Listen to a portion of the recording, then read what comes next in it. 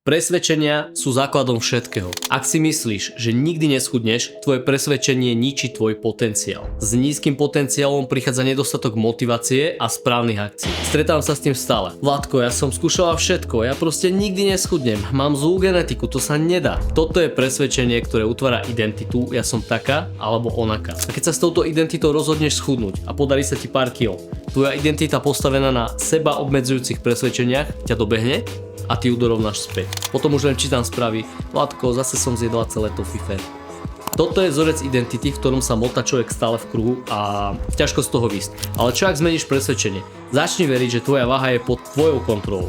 Nové pozitívne presvedčenie otvára tvoj skutočný potenciál. S tým prichádza motivácia konať inak. Zdravšie jedlo, viac pohybu, dôvera v proces. A výsledok?